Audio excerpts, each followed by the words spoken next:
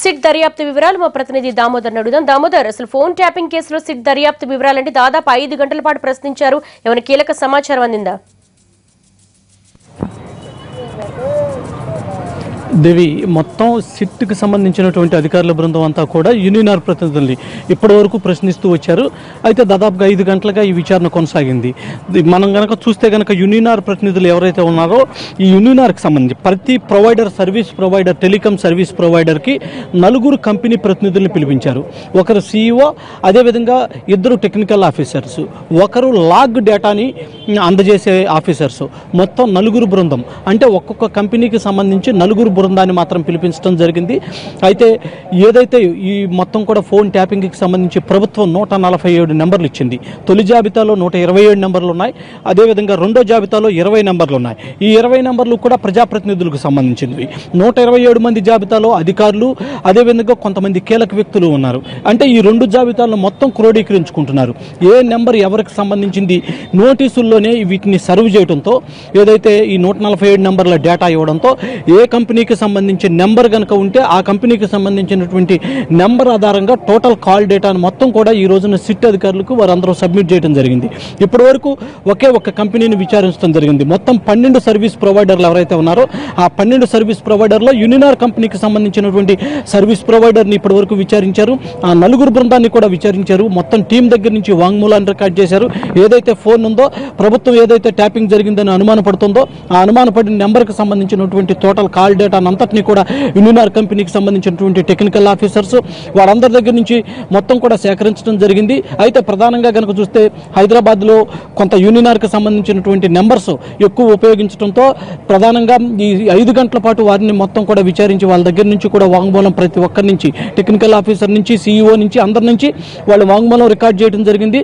ఆ నెంబర్లకు సంబంధించినటువంటి లాగ్ ఏదైతే సంభాషణ రికార్డు ఉందో ఆ సంభాషణ రికార్డుని ఇవ్వాలి అని చెప్పేసి కూడా మొత్తం కూడా వాడు సిట్ బృందం వారిని ఆదేశించడం జరిగింది.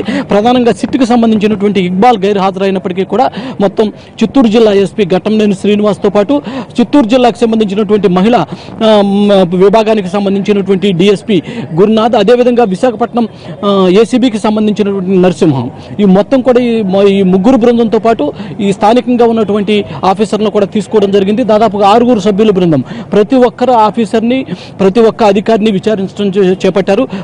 ఆ కాల్ డేటాకి సంబంధించిన డేటానందరినీ కూడా వారి ముందు ఉంచి ఏ సమయంలో ఇవన్నీ కూడా ట్యాప్ చేయడం జరిగింది, ఒకవేళ ఏ అధికారి ట్యాప్ చేయమన్నారు అనే విషయాలు మాత్రం రాబట్టేందుకు ప్రయత్నించారు. వాళ్ళ డేటాకి సంబంధించినటువంటి విషయాలన్నీ రాబట్టి మొత్తం కూడా దానికి సంబంధించిన ఫర్దర్ లాగ్ డేటా కోసం మాత్రం మరలా సిట్ బృందం వాళ్ళందరికీ నోటీసులు జారీ చేయనుంది. కానీ సెల్ ఫోన్ ప్రొవైడర్లకు సంబంధించి కనుక చూస్తే కొంతమంది దగ్గర 20 రోజుల డేటా ఉందని చెప్పడం జరిగింది, కొంతమంది దగ్గర 90 రోజుల డేటా అవైలబిలిటీ ఉంటుందని చెప్పడం జరిగింది. కానీ 20-90 రోజుల మధ్యలోనే ఒకవేళ ట్యాపింగ్ జరిగితే దానికి సంబంధించినటువంటి లాగ్ డీటెయిల్స్ అన్నీ కూడా ఆ రికార్డుని అంతటినీ కూడా తమకు ఇవ్వాలి అని చెప్పేసి సిట్ అధికారి యూనినార్ని ప్రతినిధులను ఆదేశించడం. అయితే మరలా మొత్తం కూడా విచారణ పూర్తయిన తర్వాత సర్వీస్ ప్రొవైడర్ అంటున్నారు. ఈ రోజు 5 గంటలు ఒకే సర్వీస్ ప్రొవైడర్, అది యూనినార్ వాళ్ళని ప్రశ్నించడం జరిగింది. అంటే ఈ 12 మందిలో ఇంకా 11 మందిని విచారించాల్సి ఉంది సిట్. చాలా టైం తీసుకునే అవకాశం ఉందా? వాళ్ళని ఎప్పుడు పిలుస్తారు? దేవి, అయితే ప్రతిరోజు 2 సర్వీస్ ప్రొవైడర్లను పిలిచినట్టుగా నోటీసులను బట్టి చూస్తే తెలుస్తోంది. ఎందుకనంటే మొత్తం డేటా అంతా కూడా కూలంకుషంగా తీసుకునే ఉద్దేశంతో మొత్తం 4 విచారించాలి. ప్రతి సర్వీస్ ప్రొవైడర్ నుంచి 4 విచారించే నేపథ్యం కనుక మొత్తం కాల్ డేటా, ఆ కాల్ డేటా ఎక్కడి నుంచి ఎక్కడికి వెళ్ళింది, అవి ఎవరితో ఎప్పుడు మాట్లాడారు, ఆ అవతల వైపు మాట్లాడిన నెంబర్ ఏ నెంబర్ నుంచి మాట్లాడిన సందర్భంలో ఈ టెలిఫోన్ ట్యాపింగ్లు జరిగాయి అనేది మొత్తం కూడా ఇదంతా రికార్డు చేయాల్సిన ప్రక్రియ చాలా ఆలస్యం అవుతుంది. అందుకని మొత్తం కూడా వాళ్ళు రికార్డ్ చేయటం, అప్పటికప్పుడే డాక్యుమెంట్ తయారు చేయటం, వాళ్ళందరి దగ్గర వాళ్ళు ఏదైతే నమోదు చేశారో ఈ సర్వీస్ ప్రొవైడర్లకు సంబంధించినటువంటి యూనినార్ ప్రతినిధులు ఏదైతే చెప్పారో అవన్నీ కూడా రికార్డ్ చేసి వారందరి సంతకం తీసుకుని వారిని పంపించడం జరుగుతుంది. ఈ ప్రక్రియ కోసమే దాదాపుగా ఒక్కొక్క ప్రొవైడర్ని 4 నుంచి 5 గంటలు పట్టే అవకాశం కనపడుతుంది.